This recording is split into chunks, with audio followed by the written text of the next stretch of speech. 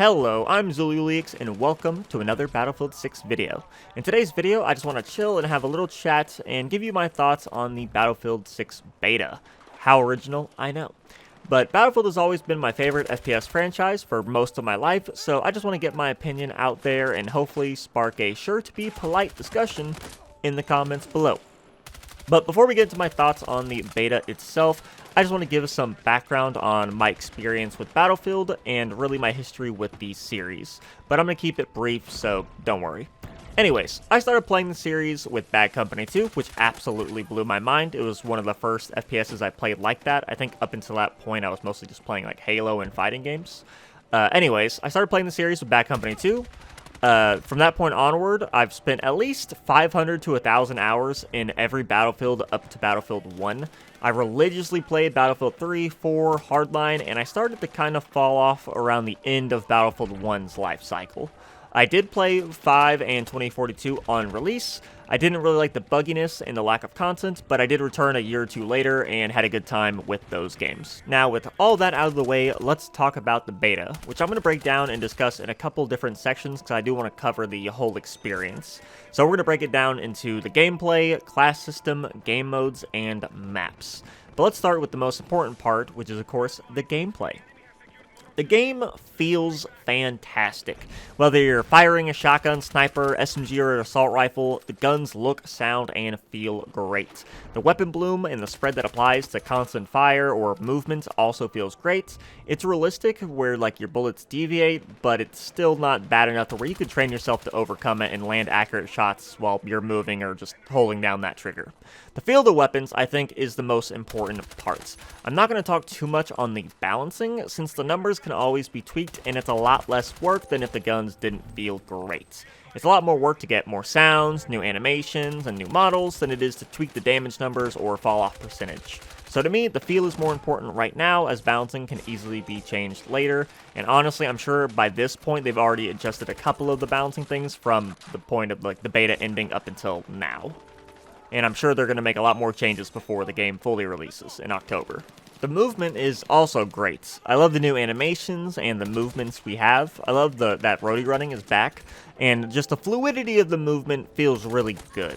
I know the internet is on fire with the whole BF6 movement debate, but outside of a few egregious people, I didn't find too many people really abusing the movement. I know they're slowing down some of the more crazy stuff, like the physics of like sliding into jumping and like how much momentum you carry with you, and I think that's a good change to kind of tone some of that stuff down. This is a Battlefield game, and I want it to feel like a Battlefield game. It really does feel like Battlefield 4, but with way less clunky movement overall, which I think is a big plus.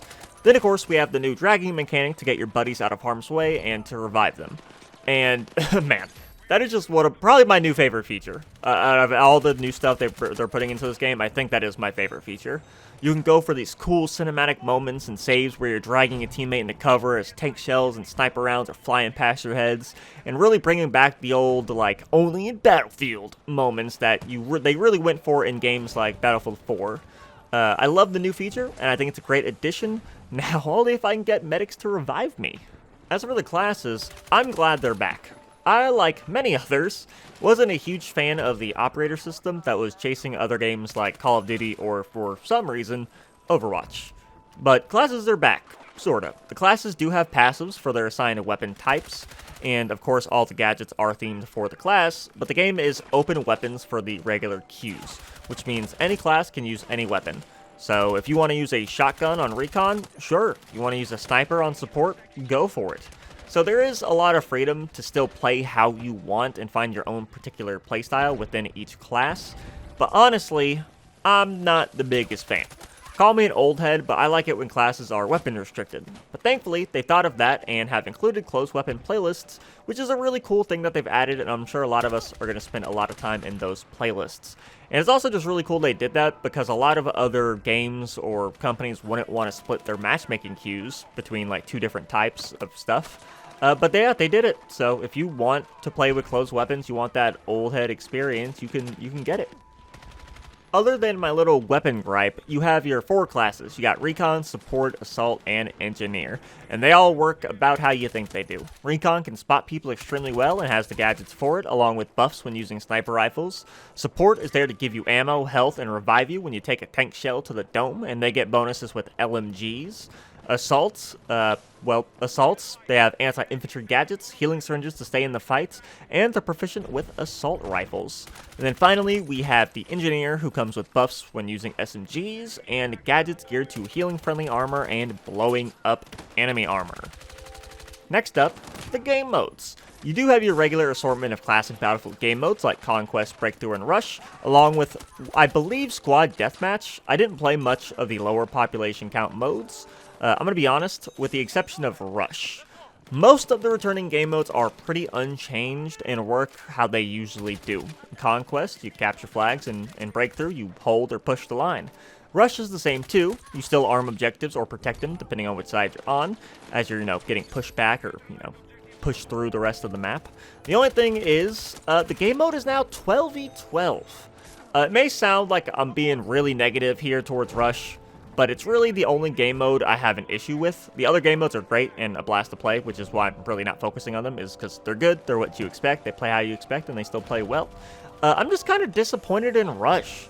Rush has always been my favorite game mode, and normally it's a ton of just hectic fun as you're trying to hold out against an army or just push through a nest of enemies all bunkered down. But right now, with the low player count, it just really kills the pacing of the game mode, in my opinion. The matches are over way too fast, you don't get too many cinematic or cool moments because of the lower player count, and overall, in my opinion, I just didn't have as much fun with it as I was really hoping. Which I said is a bit disappointing because it is my favorite game mode, and it's the game mode I was looking forward to trying out the most. I just hope that when the game does launch, it has more players, or someone starts a server that has an increased player count, because 32v32 or 64v64 Rush with these new game mechanics and these, newer maps would go insane, and I think it would just be an absolute blast to play. And then finally, we're at the maps, which I really do think are one of the most important parts of a Battlefield game. In my opinion, they're alright, but I was kind of hoping for a little bit better. I think my overall biggest complaint is that they're too small. Now, we did get a look at only a select few maps, and from the leaks I've seen, we got to see the smaller maps out of the total pool. Out of the maps we did get in the beta, I liked them and I thought they were good, but none that really gave me like that want to run it back-to-back feeling. Like back in the day, I was obsessed with maps like Zavad 311, Oplock, or like maps in that vein. Hell, Gulman Railway was also a really good map. Siege of Shanghai.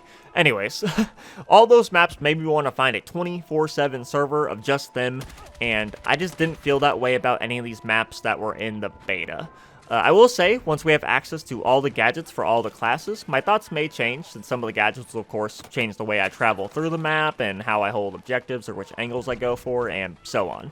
But for now, Siege of Cairo was definitely my favorite out of all the maps. And that's my thoughts on the beta. So far, I'm super excited, and I can't wait to play the game on launch. I probably won't pre-order, just because I've been burned too many times by other games, so I just don't pre-order really anything now. But I'm still eagerly awaiting the game's release, because it's just so much damn fun. It was just so much fun. I haven't had a blast playing an FPS like that in a very long time. Like, I was very sad when the beta was over. But anyways, I want to hear from you guys. Did you play the beta? What were your thoughts on it? And what changes do you want to see them make to the game before it launches in October? I don't know, so let me know down in the comments below. If you enjoyed the video, please consider leaving a like and subscribing to the channel for more Battlefield 6 guides and gameplay. I plan on releasing weapon guides on every weapon when the game launches, as well as funny moments and class guides and just other helpful but also funny content. So if any of that interests you, please go ahead and subscribe to the channel and stay tuned.